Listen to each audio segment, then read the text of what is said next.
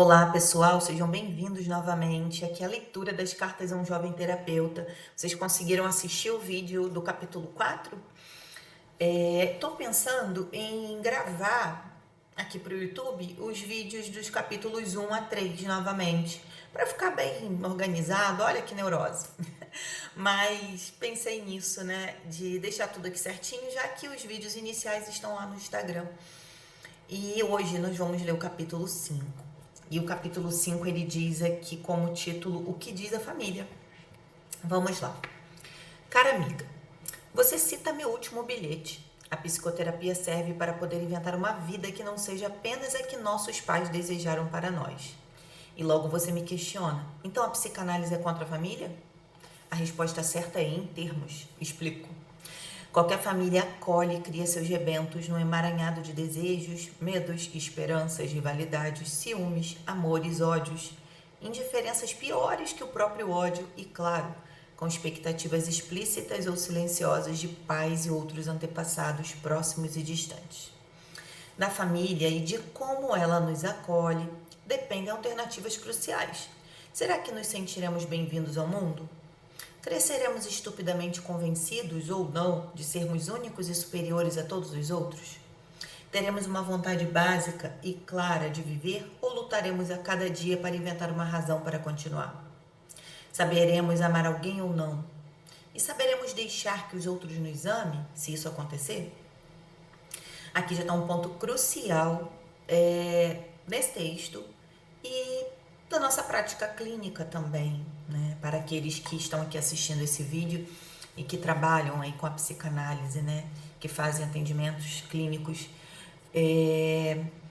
A questão familiar, ela é um ponto crucial na nossa vida, porque é na família que nos constituímos como sujeitos.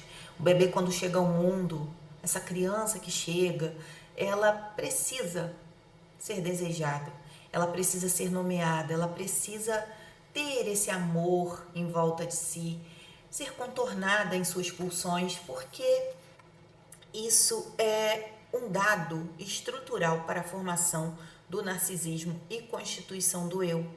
Então, quando isso não acontece, quando não há esse bom acolhimento, podem ocorrer falhas narcísicas. E é até importante eu mencionar essa questão do narcisismo aqui, pois eu fiz preparei um vídeo lá no canal do Seu Divã também, falando um pouco sobre o texto Introdução ao Narcisismo do Freud. Porque para a psicanálise, o narcisismo ele é isso, ele é um dado estrutural. Ele é necessário para essa constituição do sujeito, para que ele possa aprender a amar, a desejar, a se relacionar de forma um tanto, vamos dizer assim, vou usar uma palavra um pouco mais saudável.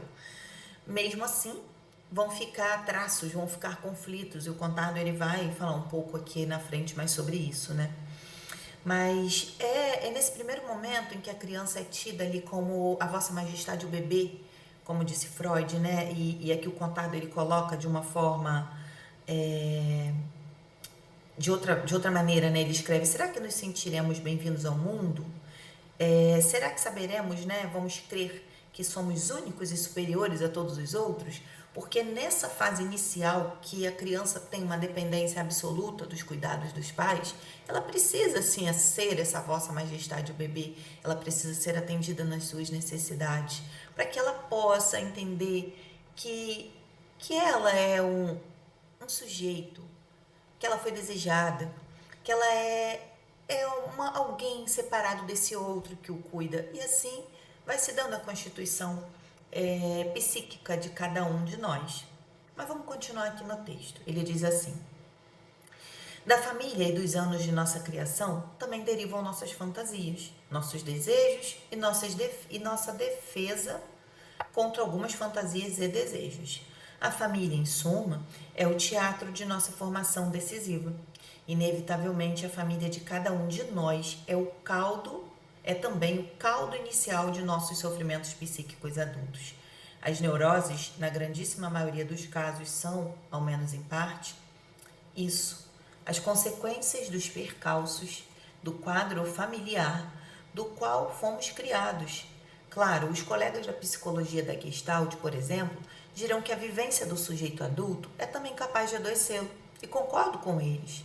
O sofrimento psíquico não é só um efeito da infância, mas eu considero que ele sempre é também da infância. Reconhecer isso não significa ser contra a família. A diferença do que acontece com os rebentos dos outros mamíferos superiores, nossas crianças nascem muito prematuras. Levamos anos para chegar a uma autonomia que permita a nossa sobrevivência. Sem os cuidados e a assistência da família, a continuação de nossa espécie seria impossível.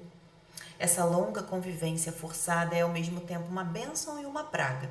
É uma bênção porque ela nos mantém em vida e nos dota de uma grande capacidade de entender e interpretar relações e afetos complexos, o que nos ajuda a nos orientarmos na vida adulta. Mas é também uma praga, porque somos levados a repetir eternamente os padrões dessa complexidade inicial que nos formou.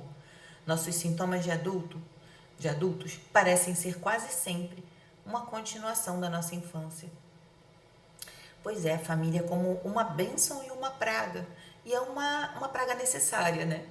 Porque sem a família, sem esses cuidadores iniciais que nos atendam em nossas necessidades, né, básicas ali, não sobreviveríamos. Outros mamíferos, eles já têm essa autonomia, mas o humano não. O ser humano, ele precisa ali desse cuidado maior, ele é dependente absolutamente do cuidado do outro. Se um bebê nasce e ele não tem cuidado, ele vai morrer. Ele não vai poder continuar, né? Digo até assim em relação à necessidade física, biológica, mas tem algo para além disso, que é a necessidade de amor, de cuidado, de essa necessidade psíquica, como eu falei anteriormente, de nomeação, de ser desejado. E ele coloca aqui, né, que desde cedo a gente já começa a interpretar essas formas de se relacionar, essas formas de afeto. Então a criança, logo de início, ela começa a ver assim, o que eu preciso fazer para ser amada, né? A partir do momento que ela já se constitui como sujeito, ela começa a perceber como se dão essas relações entre os seus cuidadores, essas relações que ela participa ali. Então é uma pergunta que vai muitas vezes causar sofrimentos futuros, porque ela vai desenvolver uma forma de atender a essas expectativas familiares. Então ali na família ela aprende a amar, a sofrer, a desejar, aprende a se relacionar com os outros. Por essa razão, não faltam utopistas que sonhem com o fim da família. Houve ao longo da história repetidos projetos de criar crianças coletivamente em creches do Estado, para que crescessem filhos e filhas do partido ou da nação, e não de um núcleo familiar. Conheci comunidades hippies dos anos de 1960 em que propositalmente ninguém deveria saber quem era o pai de qual criança. E a criação de rebentos era a responsabilidade de todos, de forma que, em médio prazo, a própria identidade da mãe seria, de alguma forma, esquecida. Pois bem, essas tentativas em geral deram lugar a neuroses parecidas com as que qualquer um herda de sua família tradicional, quando não piores. É bem provável que não exista uma maneira de criar nossos descendentes, ou seja, simplesmente de assisti-los para que cheguem até sua autonomia, sem que o processo, de um jeito ou de outro, molde a personalidade deles para sempre. Também é provável que os polos fundamentais da família, o irmão e a irmã rivais, a mãe que alimenta e satisfaz ou frustra, o pai que o proíbe, sejam polos com os quais é indispensável se relacionar para crescer. E com ou sem instituição da família, eles estarão presentes e produzirão algum tipo de neurose próxima das que a família tradicional produz. Então, assim, é necessário, né? A família, apesar de ser, como ele colocou lá, uma praga, ela é uma bênção, ela é necessária. E mesmo que não tenhamos a nossa família, vamos responder de alguma maneira a essa outra relação que vai ali nos constituir. Assim como não tem família ideal, com ou sem margarina na mesa do café da manhã, também não há aparentemente instituições diferentes da família que possam criar e produzir humanos ideais. A família, em suma, até que prove o contrário, é patógena, produz neurose e insubstituível. o que não significa que ela não possa ser, digamos, contida em seus piores efeitos. É assim, não há manual para poder criar um sujeito, para poder criar uma criança, para poder constituir um sujeito de forma que ele não produza neuroses. Não há essa forma, isso não é uma coisinha que você possa delimitar, né? Ah, eu vou fazer assim, então isso não vai dar erro nenhum, vai dar tudo certo, não vai responder de forma negativa. Não tem jeito. Vamos sempre responder de alguma maneira singular a cada um de nós. E a falta, ela sempre vai existir, né? A falta, ela é um dado estrutural de nós mesmos, né? De nós como sujeitos. Então, por mais que se faça, por mais que se ampare, e isso pode ser até um tanto prejudicial, né? Aquele cuidado excessivo. Aí a gente, se for pensar numa leitura winnicottiana, ele vem falando ali da mãe suficientemente boa. Isso não quer dizer que é uma mãe perfeita, que não é uma mãe que vai suprir todas as necessidades a todo tempo, né? No início, sim, vai suprir as necessidades com maior rapidez, porém, ao longo do tempo é preciso ocorrer as frustrações. E não tem jeito, vai haver uma resposta, vai haver aí, como o Contardo colocou, né?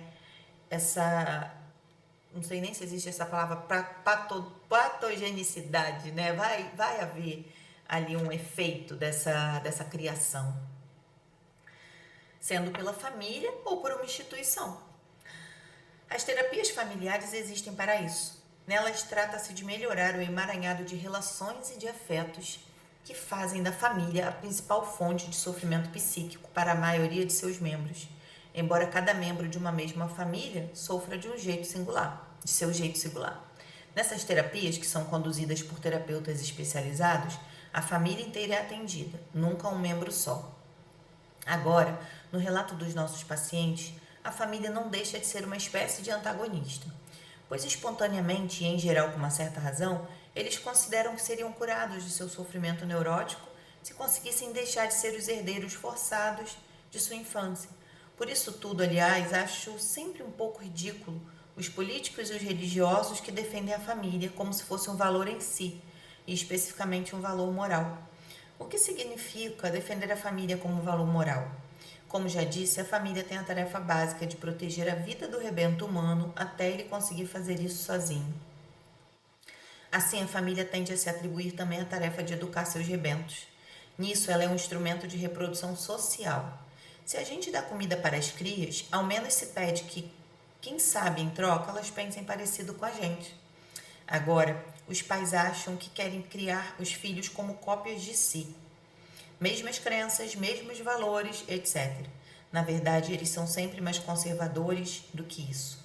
Os pais querem criar os filhos como cópias do que seus próprios pais, os avós da criança, teriam esperado deles, os pais, mas que eles não conseguiram ser. Ou seja, cada geração tenta educar seus rebentos para eles realizar os sonhos frustrados da geração anterior. Portanto, se você quer manter a ordem estabelecida, seja ela qual for, defenda a família como um valor. É o que fazem os regimes totalitários e autoritários.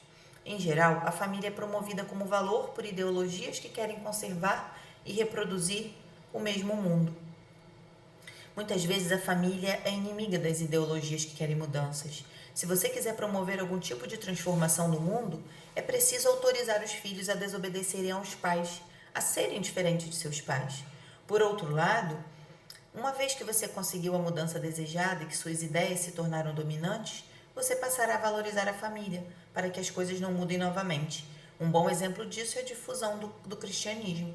Como sabe qualquer leitor dos evangelhos, a família não é um valor cristão. Ao contrário, nos evangelhos, os discípulos são encorajados a seguir o Cristo sem se preocupar em respeitar a vontade e as tradições de suas famílias. Entre o terceiro e o quarto século depois da morte de Cristo, o cristianismo torna-se progressivamente a religião dominante e logo oficial do Império Romano. Imediatamente ele começa a valorizar a família como se fosse um valor cristão, o que nunca foi. E a coisa continua até hoje. Os cristãos defendem a família como se fosse um valor cristão, quando de fato ela é apenas um valor para qualquer ideologia dominante que lute para se manter dominante. A família, em suma, é o que inventamos de melhor para garantir a sobrevivência dos rebentos e da espécie. Ela é também uma instituição que tende a perpetuar ordem social e ideologia.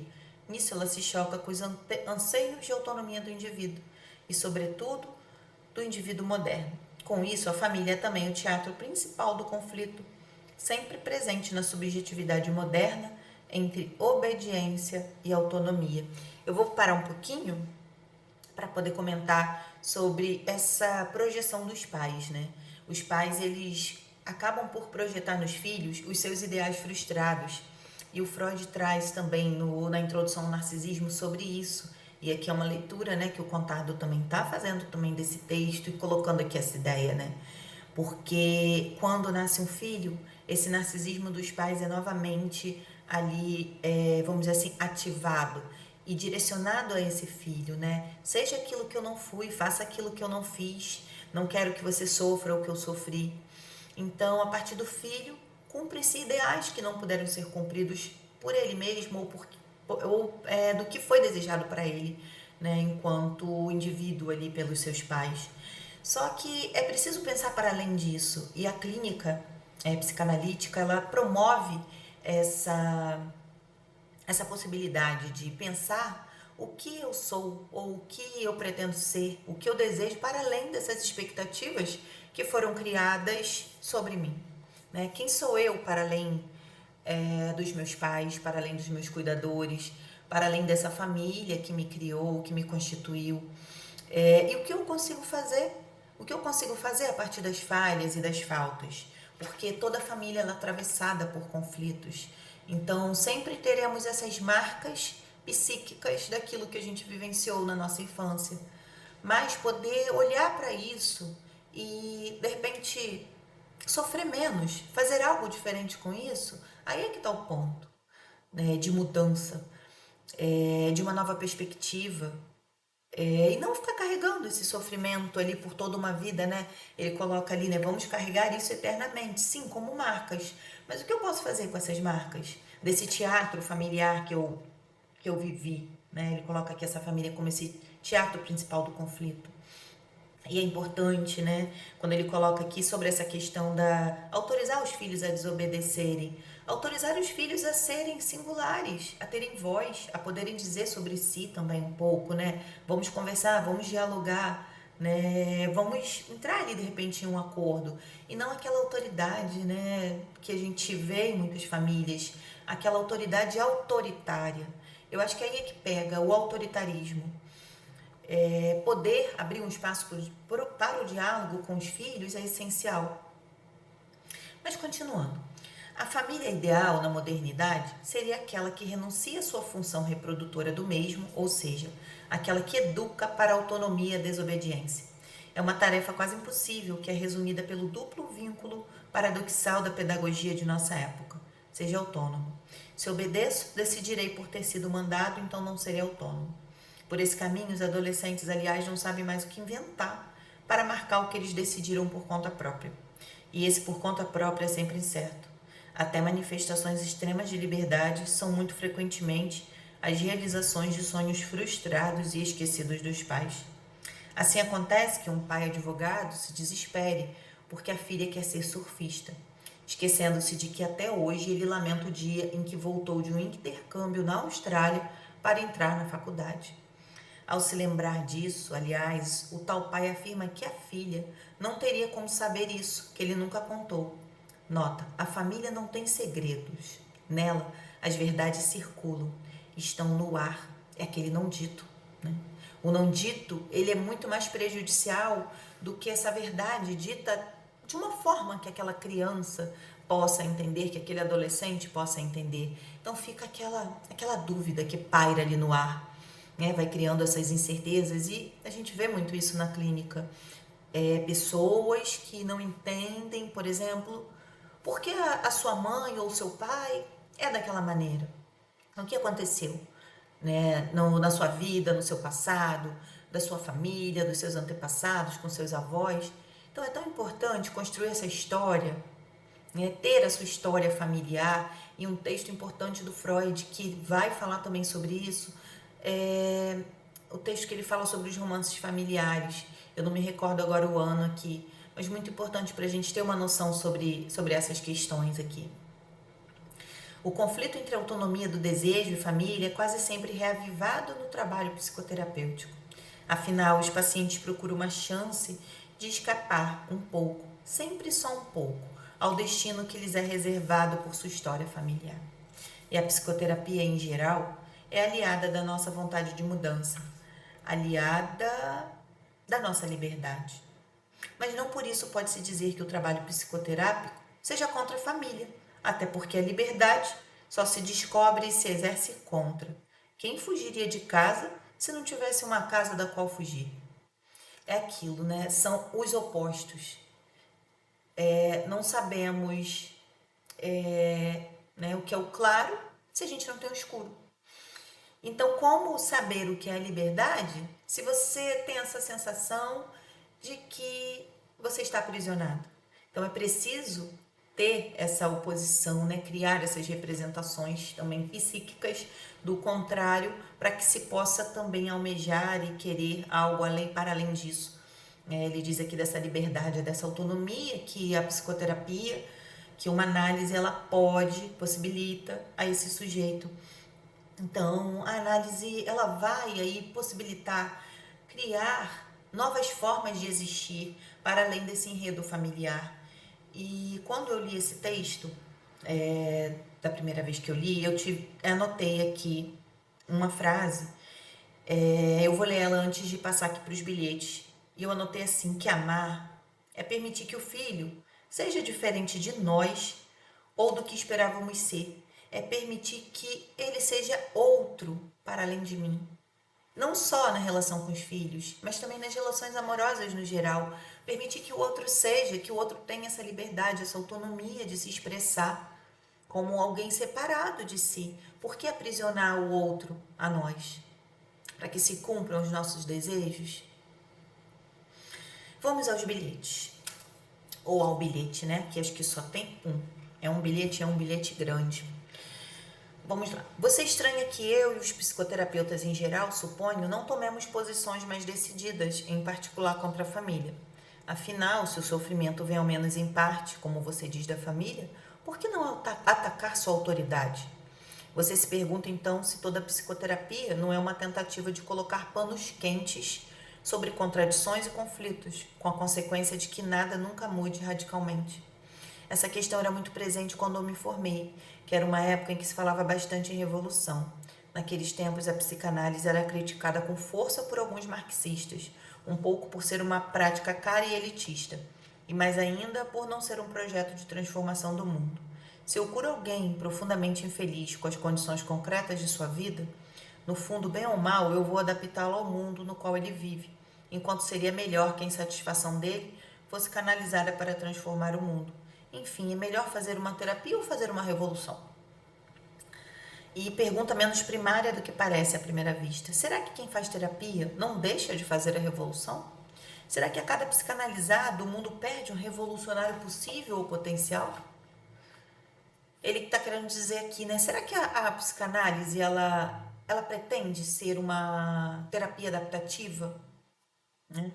Será que é isso? Adaptar você ao sofrimento? Você vai deixar de fazer uma revolução? Vou voltar ao tema na carta 10, mas desde já reconheço que há algo legítimo nessa crítica. Não seria errado dizer que qualquer psicoterapia inventa jeitos de o indivíduo conviver com o mundo da maneira menos custosa possível. Nesse sentido, qualquer psicoterapia adapta um pouco o indivíduo à realidade como ela está. Além disso, a psicanálise em particular não é muito otimista em matéria de mudança social. Ela tende a pensar como Tomás de Aquino quando ele conta que em Siracusa, enquanto todos desejavam a morte do tirano Dionísio, havia uma velhinha que rezava para que Dionísio vivesse mais tempo que ela. O tirano, informado, perguntou-lhe por que razão ela fazia isso, e a velhinha respondeu: quando eu era rapariga, nós tínhamos um tirano muito cruel e eu desejava sua morte. Quando ele foi morto, sucedeu-lhe um que era um pouco mais cruel que ele. Eu também estava ansiosa por ver o fim do seu domínio, mas então tivemos um terceiro tirano ainda mais cruel. Este eras tu. Por isso, se tu fores levado, um pior vai suceder-te no teu lugar. Nenhuma psicoterapia alimenta perspectivas de mundos melhores, mas confesso que justamente durante minha formação passei um tempo planejando escrever um romance que aconteceria num mundo chamado Analísia, em que todos desde criança seriam analisados e nunca parariam de se analisar. O que mais me divertia era imaginar os diálogos e as interpretações constantes. Minha previsão era que seria uma utopia negativa, ou seja, que ninguém aguentaria viver em Analísia. Mesmo assim, eu achava e ainda acho que o exercício de examinar constantemente as nossas motivações, conscientes e inconscientes, talvez produzisse uma sociedade menos boçal. E essa seria uma mudança social negativa, significativa. Olha aí o ato falho meu. Você perguntará, como? Primeiro, uma definição boçal para mim é que quem se preocupa em obrigar todos os outros a seguir as regras de conduta que ela acha certas. Qualquer terapeuta sabe que isso acontece sobretudo quando o indivíduo é ele mesmo incapaz de seguir sua própria regra. Ou seja, a vontade de mandar nos outros aparece quando não conseguimos mandar em nós mesmos. Ela aparece e nos torna boçais. Por exemplo, alguém se declara contra a homossexualidade como prática e como desejo. É um pequeno mistério, não é? Por que alguém seria contra práticas e desejos que não lhe dizem respeito e que se realizam entre adultos em consenso? Esse é o aparente e frequente mistério da repressão inútil da vida política. Uma vontade de censurar ou proibir comportamentos, desejos ou pensamentos que deveriam ser irrelevantes para o autor das proibições. Geralmente, os censores, nesses casos, declaram censurar para seguir seus princípios morais ou religiosos, o que é revelador. Eles censuram, precisam censurar os outros para eles, os censores, seguirem seus próprios princípios. Literalmente, eles querem ou precisam proibir aos outros, o que eles não conseguem proibir a si mesmos. Eles não conseguem seguir seus próprios princípios e por isso tentam impô-lo aos outros. Esse é o funcionamento básico da boçalidade. Invadimos a liberdade do outro porque é difícil controlar nosso desejo. Quero reprimir a homossexualidade ou curá-la porque tenho desejos homossexuais que receio não controlar. Quero impedir a própria existência de transgêneros porque, sei lá, tenho e temo fantasias sexuais de gozar como se eu fosse do outro sexo. E é verdade que um exercício assíduo da psicoterapia dinâmica evitaria uma boa parte dessa boçalidade, instaurando a regra de um viva seus desejos ou se você não conseguir, tudo bem. Limite-se, reprima-se, mas deixe os outros viverem seus desejos como lhes parece certo. Só não sei se isso é um programa de mudança social suficiente para você. E aí, o que vocês acham? A psicanálise, as terapias, elas perdem um revolucionário? Perdem uma pessoa capaz de fazer mudanças? A psicanálise, ela não é, adaptativa nesse sentido de ditar regras, de ter um caráter pedagógico das pessoas que chegam à clínica, de imprimir os nossos próprios desejos como analistas aos nossos analisantes, de ditar regras. É sim uma possibilidade de ver, como eu falei anteriormente, para além daquilo que eu vivi, o que eu posso fazer? O que eu posso fazer com isso que fizeram de mim? Ou daquilo que eu respondi sobre uma determinada situação? E nesse sentido de adaptativa que eu acho que ele coloca aqui, é assim, é uma visão daquilo que você tem coisas que não são possíveis de ser mudadas. Então, o que eu posso fazer com aquilo que não pode ser mudado? Que olhar que eu posso ter? Será que eu posso sofrer menos? Lidar melhor? Esse é o objetivo de uma psicanálise. E gostei muito desse capítulo. Falou sobre família, sobre conflitos, sobre essas questões de efeitos, da análise, das terapias no geral. Espero que vocês tenham gostado, que curtam esse vídeo, que comentem, que compartilhem e que estejam comigo aqui para ler o próximo capítulo, que é o capítulo 6, que se intitula O Primeiro Paciente. Até já, pessoal!